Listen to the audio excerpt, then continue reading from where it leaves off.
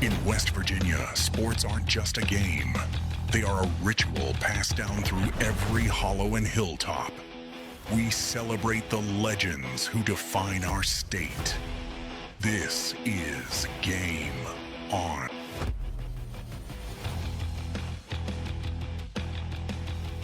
And welcome in to Game On. I'm Anthony Lewis in the Stone Church studio with Jay Hewitt, Adam Martin, and a busy week in sports. We appreciate you guys checking out the show. Later in the show, we'll have Ty Laughery from Winfield High School, and also we'll have Chris Slack from the West Virginia Golf Association to talk about those VIP cards and some of the upcoming tournaments. And don't forget, later in the show, you can get a $15 gift card and listen in and win from the Bogies trivia question. But it's been a busy week. Good to see you guys. Welcome back. Episode see you too, Anthony. Number 2. Autumn. I don't think we lost any affiliates around the state. We appreciate them keeping us. We had a good first week, as we continue to get into this thing. But a crazy weekend in the NCAA tournament.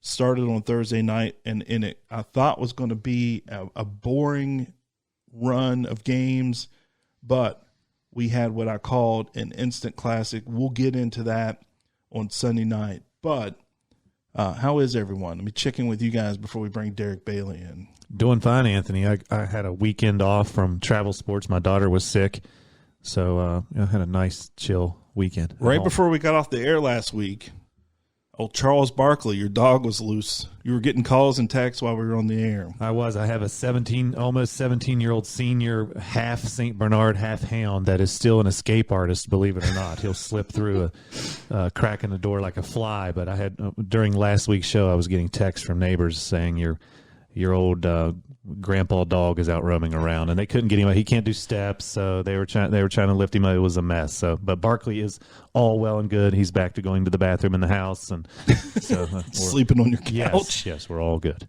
Thanks for asking. Autumn was at the beach. Yeah. How was the beach this weekend? It was great. It was kind of chilly though. Still a little cold. It was. You swim? No, I went to visit my parents live there, so we ate some good food. We watched basketball, so it was a good relaxing time. West Virginia of the South, correct? Mm-hmm. Yes, the Hillbilly Highway is what they call that. That's right. West Virginia's beach. Well, crazy weekend for the NCAA tournament. Let's bring in Derek Bailey, our dear friend Derek Bailey, who I think has probably missed a combined amount of time of probably 60 seconds of the tournament. Derek, how are you, my friend? I'm doing fine. How you guys doing? Yeah, we're great. Hey, listen, so we've had some really good teams eliminated. Houston's out of this thing. Nebraska's out of this thing. Arkansas, St. John's is out of this thing. Iowa State. What was your wrap up from the Sweet 16 round from this past weekend? Well, I mean, obviously, you know, Michigan getting through doesn't feel like a surprise. Arizona getting through doesn't feel like a surprise. Illinois, even though I know Florida was the number one in that region, Illinois, if you go by the Ken Palm rankings, Illinois is the top 4 teams. So 3 of the top 4 Ken Palm made it, and that left Duke, who for, 39 minutes and 50 seconds looked like they were going to be through to the Final Four as well. And I know, to touch on that game, that was unbelievable.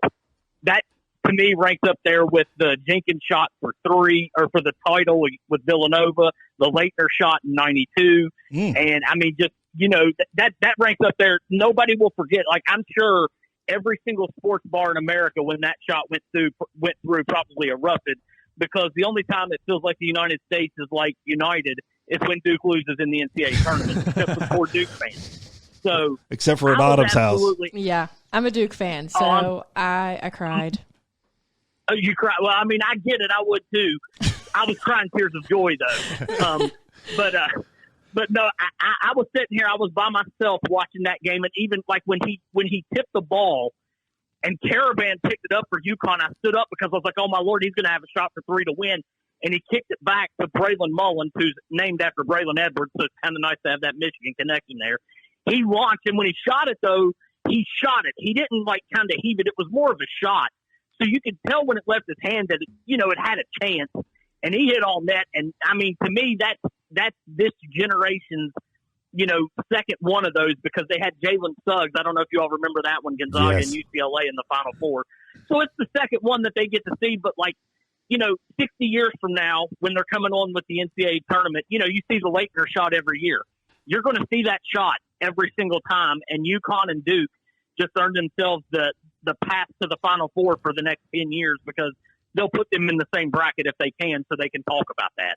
It was an awesome shot, Derek. It was one of the I thought it was awesome because it was like, I'm going to pass it here to a guy that's been playing well, and the guy immediately gives it back to him, and he's like, well, I guess I'm just going to shoot it here.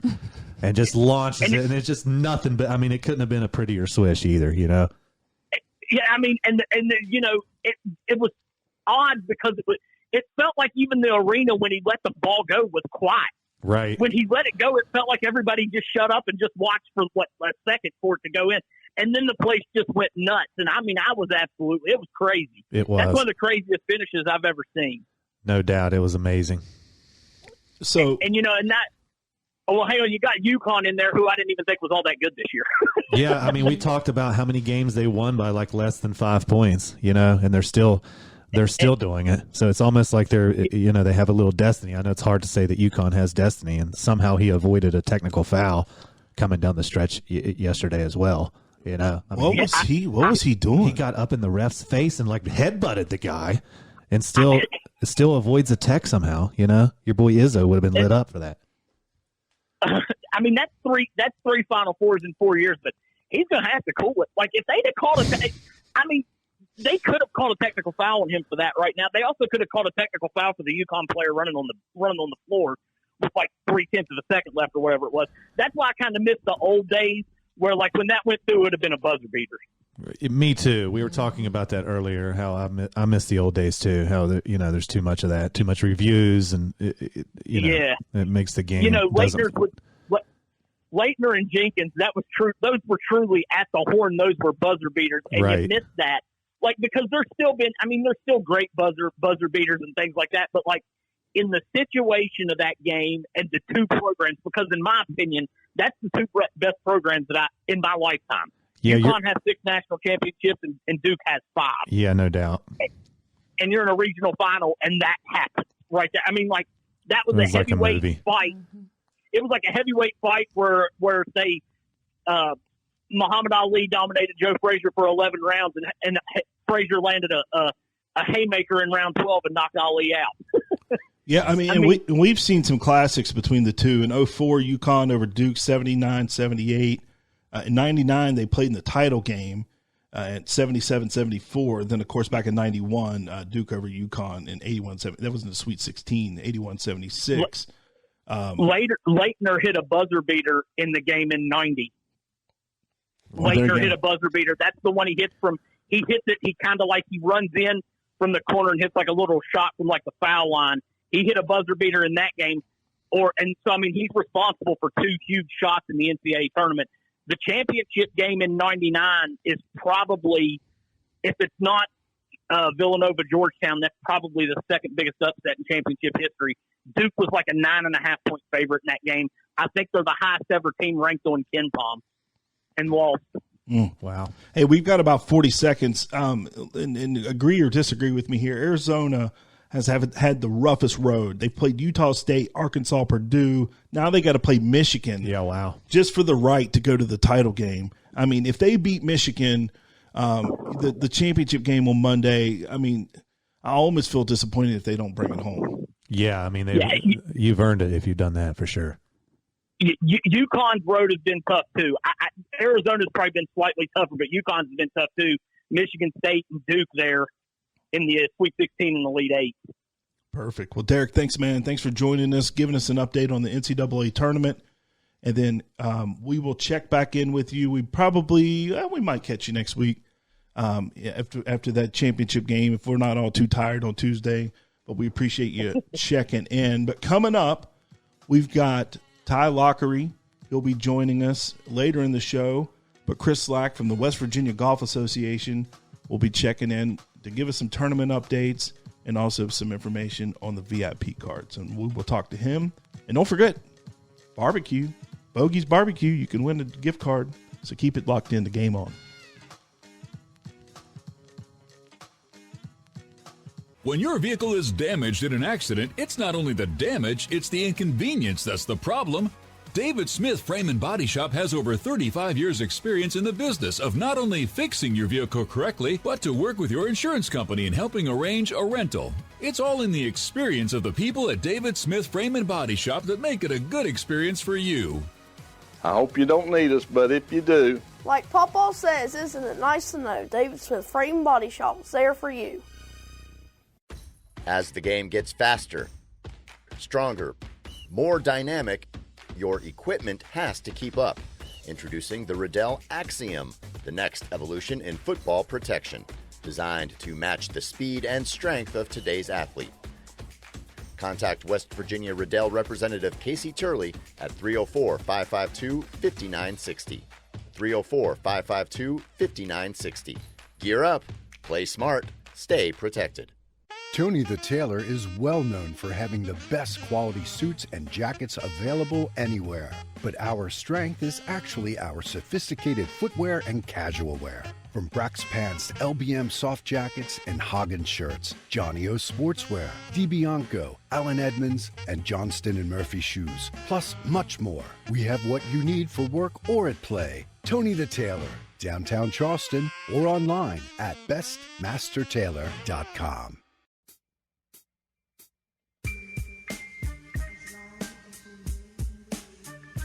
What the hell league you been playing in? California Penal. Never heard of it. Well, how'd you end up playing there? Stole a car. Thanks for keeping it locked in to Game On. Appreciate Derek Bailey swinging by to talk a little bit about the NCAA tournament.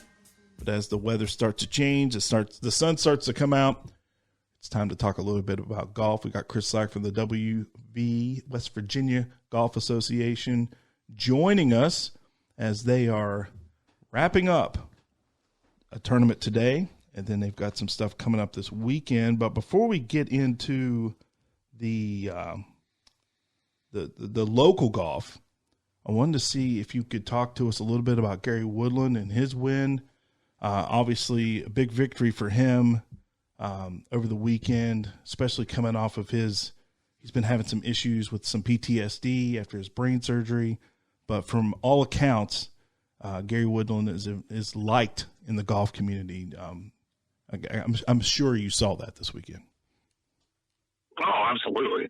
Yeah, no, Gary Woodland is there's definitely wins out there on the PGA Tour that are more popular than others, and this was, I think this was definitely one of them. He, not knowing the guy personally, but you can just tell that he's such a solid individual, does so much, for the game and others around it. And he hasn't won since he won the U.S. Open in 2019, which obviously you mentioned the brain tumors and the surgery and the PTSD. So I can only imagine the long road that he's had to get back to this point. But I mean, he's been vice captains at Ryder Cups and President's Cups, and he's been around the biggest stages. But that was really cool to see and him play so well. Again, the weather this time of year can always be a little wacky, but you guys were able to wrap up the West Virginia Tri-State PGA Classic. As you guys are wrapping that up here today, where can people find information about the winners and how everyone shot for that? Yeah, so, I mean, on our website, WVGA.org, right there on the homepage, there's a tab for live scoring. That'll take you to kind of the schedule page, tournament page. You can look at all the events and just click on the Tri-State. But no, 2-day event to kind of get things going every year down here at Guyenne. So pretty cool, and the weather was spot on for us for sure. On Monday morning, though, there was some thunder and some booms, so I'm sure the course was a little wet at first, but able to get that in. I think, didn't you say last year it snowed? Yes, at this event last year, it was a week. It was a week later. It was like April 5th and 6th or whatever the Monday Tuesday was, and yes, we had snow flurries in the air at the same event last year, and pushing, and over 80 degrees on day 2 this year. So, well, there you go. And it's amazing what a year will do. Hey, Chris, this is Jay Hewitt. I was wanting to ask you a little bit. You talked last week about the Callaway youth tournaments that you guys host. Yep. Would you care to expand on that a little bit and talk a little bit about maybe how you can qualify for those or sign up for those, and like what type of golfer? Because I know it's probably pretty competitive little youth players that are playing in that. And what type of golfer you have to be to actually compete in those and like enjoy those as a kid? Yeah, so the junior tour is something that's really near and dear to our hearts. So Larry Martin, who was a golf pro at Parkersburg Country Club for a long time, he was a sales rep for Top Flight and Callaway for years and years. He started the junior tour in 1984 and went through the same junior tour, but just went through some different sponsorship names. And like when I played on it, it was the Top Flight Junior Tour. Then my first year kind of being in charge of it in 2012 was the final year of it being Top Flight.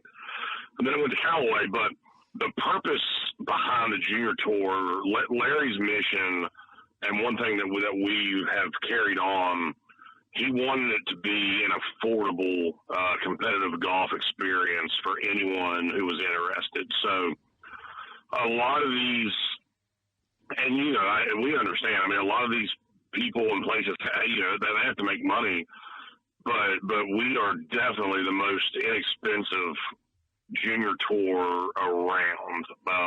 Yeah, that's great. We are still per event is still $35. And we're playing the best golf courses in the state, but there is a membership fee, but every member gets what we call a tour package. Mm-hmm. So you pay the $70, and again, that's even just $70. You get the VIP card, you get the gin membership, obviously through all of us, and then some T-gift stuff. But it's open to anybody. You don't have to live in West Virginia. Okay. We know a lot of Ohio and Pennsylvania, Virginia kids. But we have just shy of probably 400 members. Wow. Every year, ages 18 is the max. Mm-hmm. We have kids. We typically advertise at 10 to 18, but right. If a 8 or 9 year old is ready and to carry their own clubs, and one thing too, we don't have caddies, so it's kind of you're on your own out there in a sense. I mean, obviously the parents come and watch, but mom or dad cannot caddy for you, so you're kind of carrying your own clubs and getting around the course and making the decisions on yourself. So there's a lot more than it does teach you a lot more about golf too. But sure. It's something that's really cool and open and welcome to anybody of any ability too. And you can still register for that this summer. Oh, absolutely, yeah. We do have a couple events that are that are sold out right now, but the majority are not sold out. They will registration stays open until just a couple days before each event. So yeah, and we start that. We'll have one event. We actually start on election day, just because all those kids are out of school. Mm-hmm. And then we'll get the full swing of the junior tour on June 1st, right after the state AM. So. And I was looking on the website. It looks like you guys do a little bit of like a tour. You have a couple of them up in like a Bridgeport area, and then maybe a couple down here in the Kanawha Valley area. So that's great as well. Yeah, so that's one thing we try to tie them together because people statewide will go play. So, if you live where we do and want to go play up around Bridgeport or Morgantown, as opposed to going up this week and back up there 3 weeks later and then back again 3 weeks after that, we do try to tie them all together so you can almost make a little golf trip out of them, and maybe just stay in a hotel 1 or 2 nights, but you get 3 events in the same area out of it. Good stuff. So coming up this weekend, you guys will be now. You guys are in full swing, so it doesn't stop for you guys until later into the fall. But what's coming up this weekend? Until October 20th. I don't know the exact date, but somewhere around there. Yeah. So what do you guys have on the books for this coming weekend? Yeah, so this coming weekend, one of the cooler things we do, it's our North-South junior matches. It's a Ryder Cup style. So, just like everyone's pretty familiar with the football or basketball or baseball north-south game.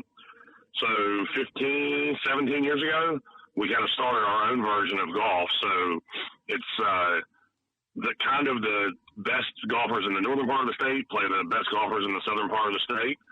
And then it's 3 matches. So just like Ryder Cup, there'll be an alternate, or we actually do a scramble, a 2-person scramble, a best ball, and then we have the final matches, singles matches. So we have 8 boys and 2 girls on the north, and then 8 boys and 2 girls on the south. And so it's at Glade Springs every year. Little General's our sponsor. It's been at Glade Springs every year. So that's one of my favorite ones that we do. And that's really cool. I look forward to it every year. So perfect. Well, perfect. Well, hopefully you guys will get the good weather. We appreciate you jumping on with us this week, and of course we'll catch up with you next week and get all the action, all the update from the action there at that tournament. But coming up, Ty Laughery will be joining us, and we'll be back right here on Game On.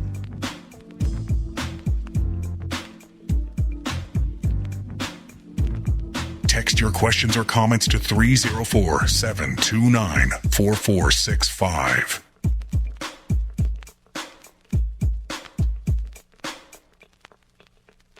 Since 1913, one organization has been the heartbeat of the Greens in the Mountain State. Whether you're one of our 85 member clubs or among our 11,000 dedicated golfers, the West Virginia Golf Association is your home for the game. From preserving our rich history to promoting the next generation of players, we are your central source for all things golf. Join our community. Visit WVGA.org today. Is your business struggling with leads or brand recognition? 304 Digital Media can take your business to the next level. We specialize in cutting-edge websites, AI automation, and strategic branding campaigns, alongside expert social media management. It's time to end your frustration with marketing and partner with the pros at 304 Digital Media. Start your transformation today by visiting digitalmarketingwv.com.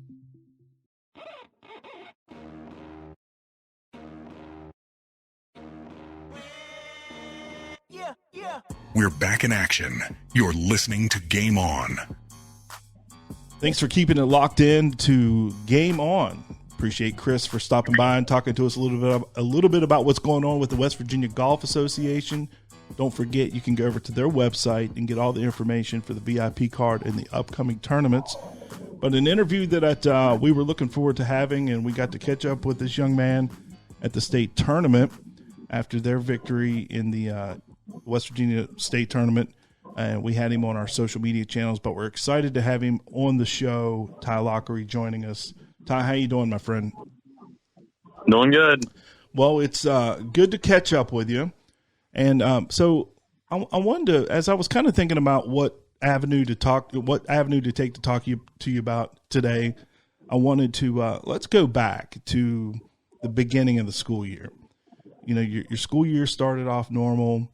And then kind of walk us through, early in the fall, and then how were things detected for you, and how did that whole process go down when you were diagnosed?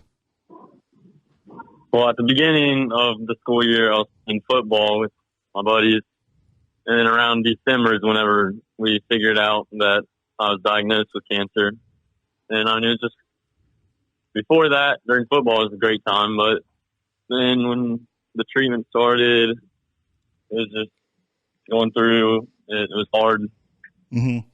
So how were you? How were things detected? Were you not feeling well, or is it a normal checkup? How did that go down? So I had like a big baseball size like tumor on my neck. Oh, okay. It just kind of popped up one day. He woke up that morning. He had what they thought was pneumonia a couple weeks before that and was treated for that. Just based on the chest x-ray, looking back, that probably was the lymphoma. But they he woke up and asked about showed it to me that morning. And, at that point, I just had thought, well, it's probably a swollen lymph node or something. And so he had a game that night, and it's just thank God we got in with our pediatrician. Mike thought, we might have to go to urgent care. He's got a game. We got to get him out to the game. And Ty had his class was going to get some tea or something. So he wanted to go after the tea and all the things. But it really worked out that we saw the pediatrician, and he knew right away. So he didn't say anything, but I could tell. So he sent us to the ER, and then, that's how everything unfolded from there. So the pediatrician knew right away, you're saying? Yeah, I texted Mike during the visit, and I said he's freaking out a little bit. But he never said anything, but I could just tell he thought it was something more than the swollen lymph node. So Ty didn't didn't like feel poor, or he didn't like, there wasn't any like it wasn't like sore, or he wasn't sick or anything like that leading up to it. It was just like he could see it and feel it type of thing. I mean, at the end of the football season, I was definitely a little kind of sick. I had night fevers. Oh, okay. So you were feeling a little bit, yeah. But they just thought that was related to the pneumonia. This is his dad, and I also coach basketball, and I had noticed the last 2 weeks, Ty he didn't always win, but he was always in the front of the group and running. Right. And he was finishing near the end. And, I asked him if it was just the transition from football, but sure. So I think there were signs that we didn't notice. Subtle. But yes. Because you never think that it's going to be bad. Right. Absolutely. It's scary. It's got to be tough. One of the things that I've noticed about this whole story, obviously, for the people listening, the backstory here for me on all this is I'm a classmate with his father, Mike, and Mary Beth, his mother, was and also we went to school together. So instantly was paying attention to this story and kind of praying for the family as this thing went along. But the response from the community, not only amongst our peers and our groups, Mike and Mary Beth, but even the Putnam County community, the Winfield community, has been remarkable and really a story within itself. Can you just talk a little bit about the response from the schools, the families, the churches, the people, your work, your coworkers? Just talk about the response since this has all happened back in December. The community's been great. I mean, especially my school, they've helped me just during my education because we had some problems with that, but we got through that, and just the whole community, churches, been praying, and every family has just helped me so much. And we've had the basketball team all year long. They've supported him with Ty Strong shirts. We had everybody on the team came over and shaved their head. We had a shave the head party. Wow. We probably had 20 kids that night. What would you guess? 40 kids total. The entire wrestling team, the basketball team, his friends. And then during I'm just going to talk basketball, and I'll let Mary Beth talk about the community more. But we've had, some of the biggest rivals of Winfield have one had nights where they took collections and donations for Ty. They were, the very first game after Anthony, Dana Walmack coaches at Hurricane. Mm-hmm. Also a teammate and high school friend of mine. Mm-hmm. They had a giant night for Ty at Hurricane. This was like the first game after we found out, and they had a huge night that night. Ripley, Hoover. I can't even name all the schools who in any other time are big rivals have come together and really supported Ty and sent teams we don't even play, like Robert C. Byrd, East Fairmont. I mean, you've heard from all over the state. Mm-hmm. They've been great and came out and helped. And then as far as the community, Mary Beth, we just had so many people reach out to us and, just express their support. How can they help? Auctions. My coworkers did an online auction. Our friends, gosh, I mean, they've just been amazing, stepping up and doing all the things that we didn't even know that we needed. Like, they just were there and helped us along the way. All the prayers. We had people reach out to us to say that they've been through this. That's probably been, for me anyway, it's helped me the most. I mean, of course, the prayers definitely helped me the most, but just knowing that, other people are, they're adults and they've been through this and they went through this and they had a similar situation, but, it gives us hope. Yeah, definitely. As bad and sad as when something like this happens, it's always great to see the communities come together. I remember, a couple years ago when Maddox Potter was diagnosed in Charleston with a childhood cancer, and I was so engrossed in youth sports for the previous years. There was South Hills and South Charleston and Hoover and Winfield and all the different little teams, and it's like we're enemies, and then something like that happens, and it really kind of makes you realize and brings everybody together, and it's like, oh, we're kind of on the same team here. We're all we're all human beings, and we all love each other. And I would just like for Ty to talk a little bit about, as hard as this has been, I'm sure, I have no idea, but I'm sure it's been a difficult thing, but just talk about, I've always said that there's nothing better than being part of a team, and for him to be able to be, right in the middle of a team and a part of a team, as bad as this situation was, it had to be super supportive and great to be part of that team during all this, because it did seem like they really came together. Absolutely. I'm just knowing that I'm not alone through this has really helped me, and just especially my basketball team and all my friends, they've been there for me, and it just feels so good to know that they're always there. Yes, and I would just like for you to know, Ty, that you've inspired so many with just getting out there and being able to, having the courage to play and, face the day.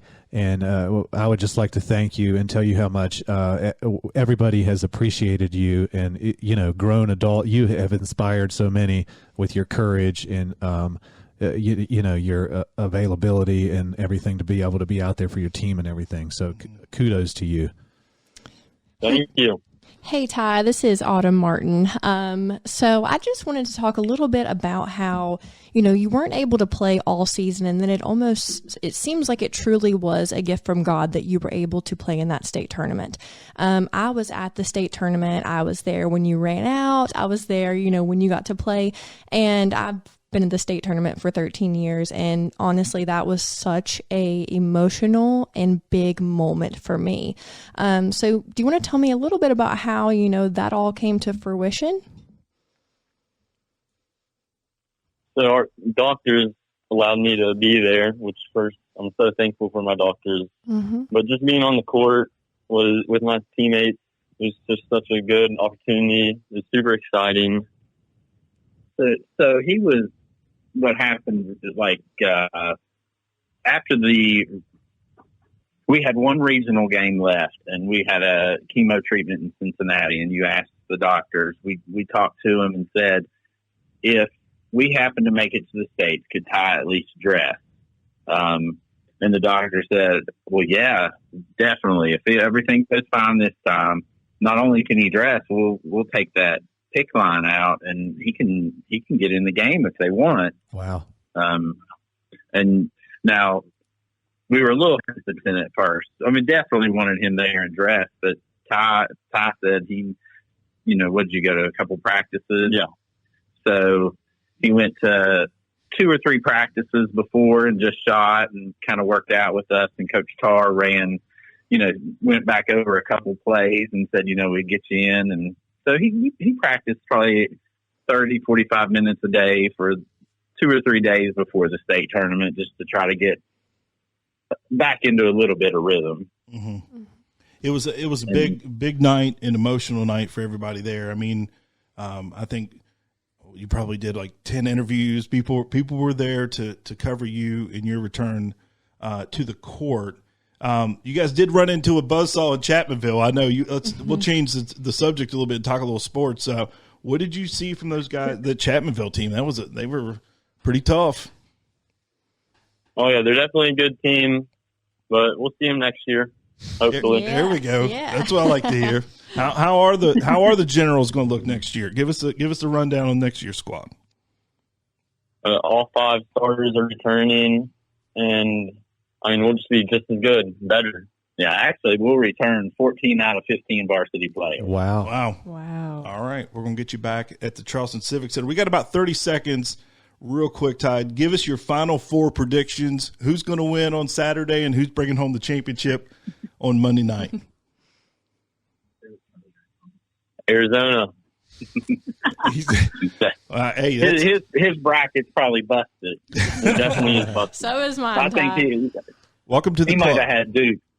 Oh yeah, I'm a Duke fan too, so I was crying yesterday. So that was a tough one for the Blue Devils. Well, Ty, we appreciate you, Mike, Mary Beth. Thank you guys so much for taking time to join us, and nothing but the best for you guys. We appreciate you. Thank you, Ty. Thank you very much. We appreciate it. All right. Bye, guys. Bye. Appreciate your time. And coming up next, we have the Bogies Trivia Question of the Week. We'll do that after this. Don't miss us too much. Game On. We'll be right back.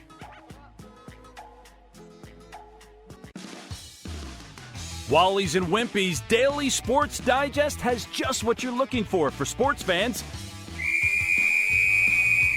Keep up with West Virginia high school sports, college sports, and even the pros.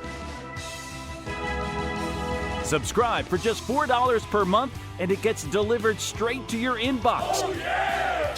Go to WallyWimpySports.com.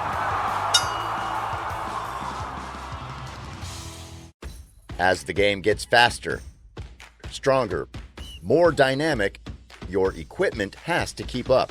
Introducing the Riddell Axiom, the next evolution in football protection, designed to match the speed and strength of today's athlete. Contact West Virginia Riddell representative Casey Turley at 304-552-5960. 304-552-5960. Gear up, play smart, stay protected. When your vehicle is damaged in an accident, it's not only the damage, it's the inconvenience that's the problem. David Smith Frame and Body Shop has over 35 years experience in the business of not only fixing your vehicle correctly, but to work with your insurance company in helping arrange a rental. It's all in the experience of the people at David Smith Frame and Body Shop that make it a good experience for you. I hope you don't need us, but if you do. Like Papa says, isn't it nice to know David Smith Frame Body Shop is there for you? Wow! Avoid the clap, Jimmy Dugan. Wow! Thanks for keeping it tuned in to Game On. We appreciate you keeping it locked in today. And it's now time for the Bogies Trivia Question of the Week. And if you know the number, it's 304-729-4465 for a $15 gift card to Bogies. If you know the trivia question answer, text it in. What you got for us, Autumn? Okay, after leading Indiana State to the NCAA championship game, Larry Bird played a doubleheader for the Sycamores. He went 1 for 2 with 2 RBIs. What position did Larry Bird play? Larry Legend on the baseball field. Dang, that's a tough one. If you know the answer, 304-729-4465. You'll get a $15 gift certificate, gift card to Bogies at the Capitol Market, which, by the way, they have smash burgers there now. How are they? They are excellent. Excellent. Have you had a dancing dog smash burger downtown Charleston? No, where's that at? It's like over where the grill used to be, like in Elk City. Is that what they call it? Okay, That's part of Charleston. It's right there. Their smash burgers are really, really good. Not been there, but I'll have to go check that out as well. All right, Autumn, what else is in the news and notes? It's been a crazy week in sports. We've got a lot to talk about here. Yeah. So Tiger Woods was arrested for a DUI on Friday, not far from his home in Jupiter, Florida. Yeah, that one bummed me out. It's just one of those things where it's, it's not funny anymore. Not that it was ever funny. Not that anything like that's ever funny. But the first time is kind of like, oh wow, the Mr. Perfect gets, and now it's just kind of moved to like a tragedy almost. It's obvious that Taggart, with all the injuries that he has had and back surgeries and stuff, it seems like he has developed a dependency on some type of substance, unfortunately. And, we all struggle. So it's just a sad deal to see, he's got kids. And so I hated to see that for Taggart again. Yeah. So apparently his last 2 DUI charges, both times his BAC level was 0. Right. Which immediately says he was on some sort of chemicals or something else. I'll be curious to see how this plays out. Apparently, he was close to home and swerved and hit a trailer and flipped the car. Yeah, so. it looked like a back road. I mean, it didn't look like a highway or, typically where you would be moving at a high speed. It looked like almost a road in a neighborhood. So it's kind of confusing. And you had to sort of wonder how he still has a driver's license at all. I mean, maybe this will be the one where he will lose it, but goodness gracious, somebody needs to be driving. My question is, why is he driving at all? Right. Yeah. Why hasn't somebody in his inner circle just stepped in? I mean, it's not like he can't afford a driver. Right. And, I thought about that when I saw the breaking news. Why in the world doesn't he have a driver? And I remember thinking the same thing with Bob Huggins, when he got in trouble in Pittsburgh. I think it probably just comes down to a little bit of, driving a car. I had a 95-year-old neighbor a couple years ago that passed away, and it got to a point there when, she was 92, 93, 94 years old, where her son had to take the keys from her. Mm-hmm. And she got so mad, she wanted to fight her son. And I was trying to talk her, talk some sense into her. He's trying to help you. He's trying to keep you safe. He's trying to keep you, from injuring others. And I just remember her being so sad and upset, where I remember telling my wife, I think it's Pauline's last little bit of freedom. Yeah. I think it's her last little thing. She can go down and have some ice cream with her friends in downtown South Charleston. And it's her last little bit of, I'm individual and I don't need any help, and I'm a strong woman. And I think that's kind of probably it with these guys a little bit. I can drive myself. I don't need somebody to drive. You know what I mean? So I'm sure it's tough. It's kind of like a little bit of a freedom thing. So, I'm sure it's just a tough deal. Very unfortunate. Very unfortunate. And then with the Buffalo Bills, they are debating and including O.J. Simpson on their Wall of Fame. So I saw this, and it was an interesting, spirited debate and conversation amongst my group friends, or my girlfriends, my friends over the weekend. There were some people that were for him going into the hall, and then there were some against. So the argument was, from my group, was it doesn't matter what happened after the fact. He should be remembered for what he did on the field as well. For the Bills. And then there was even a legal expert in the group. Well, he wasn't convicted of murder, but it's just like, that's a tough one.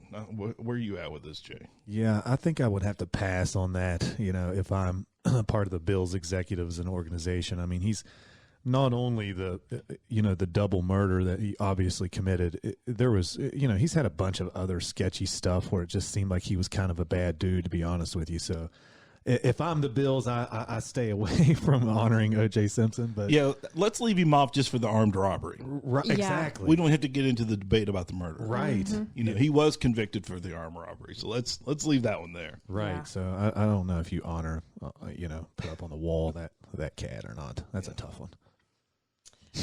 Yeah, it's definitely a tough one. So in some Major League Baseball news, J.J. Weatherholt with a home run in the Major League Baseball debut for the Cardinals. So this was exciting for me. I've been following Weatherholt since he was at West Virginia, watched him through the minors. This doesn't have to happen very much. Obviously, his second at bat in his Major League debut, hits a home run for the Cardinals. It's the first time for that organization since, I believe, 1957, if I remember correctly. Wow. And there's not been a lot of people to do this. A couple of other notables. Aaron Judge did it. Will Clark did it. Wow. So pretty nice company there. And then the next day, he had the walk-off. Yes. So I was thinking to myself when I saw that news that I think Anthony, you're the one that texted me and it broke that news to me. His first home run, his first hit was being a home run. And I admittedly haven't followed West Virginia baseball as much as basketball and football over the years. But I have here the past, especially since joining the Big 12 and us sort of becoming relevant in baseball. And my son loves baseball, so I've sort of taken an interest. Is he the best baseball player West Virginia's ever had? He's going to be up there. He's going to be up there. They've had some guys over the years. Victor Scott's playing. He's with the Cardinals right now as well. They've got some guys. The guy from Morgantown was really good. His Jerko, his brother played football. Yeah, correct? so they've had some dudes. Heck of a player. But this guy, he was the 7th overall pick. Right, that's elite status. Exactly. So I was just wondering if he's the best baseball player in history. Yeah, and diamond in the rough. He didn't have many offers. They went up to the Pittsburgh area and dug him out. Wow, great find. Good find for Coach Sabins and Coach Mazey. And I saw they entered like the top 12 or 10 even have a possibility to enter the top 10. Yeah, they're getting closer. Over the weekend, they played at Arizona State. They had some late night games. Yeah. They're out there on the West Coast, and then we'll play Arizona tonight. So while they're out there, they'll play 2. But they were able to take that series, and it was a big weekend for West Virginia baseball. Now sitting at 7-2 in the Big 12. Sean Smith hit a grand slam the other night to kind of bust that thing open. But for them to go on the road and beat a ranked team, when you go on the road and win in your conference, you've got a good squad. For sure. That's how you win championships. And when they won it last year. Yep. So good for them. Yeah, absolutely. Okay, and also umpire C.B. Buckner got 6 calls overturned in the Red versus Red Sox game. So you've seen the OBS system now that's implemented.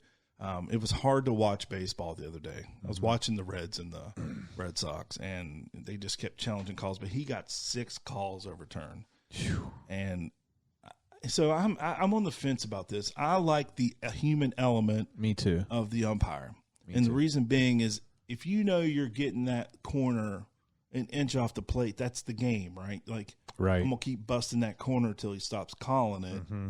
So I have a problem. I kind of have a problem with this. But then again, the strike zone is a strike zone. But I like the human element to baseball, so I don't know how this is going to sit with me. Yeah, I like the human element to all officiating in all of sports. I think there's way too many reviews and stuff now. I think technology has made, they just make these games last too long.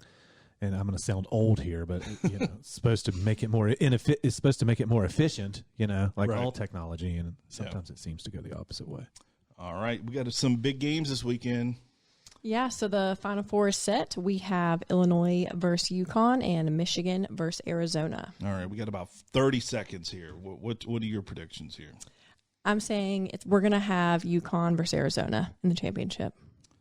Oh man, I think you're right. I think UConn got the scare. They're going to be in that championship game, and Arizona has been very tough, very tough. Yeah, I'm not sure how anybody beats Michigan at this point. They look unbelievable. So I think it's going to be hard. It depend on the officiating, and who knows what happens at this point. But I think they are quite the juggernaut that's going to be hard for anybody to compete with. So, and I think them and Arizona sort of look on a different level than the other teams. So we'll have to see. We'll have all the coverage next week right here on Game On. Thanks for keeping it tuned in, and check everything out online at GameOnWV.com. Thanks for listening. Game On is produced by Anthony Lewis for 304 Digital Media in partnership with Vandalia Media.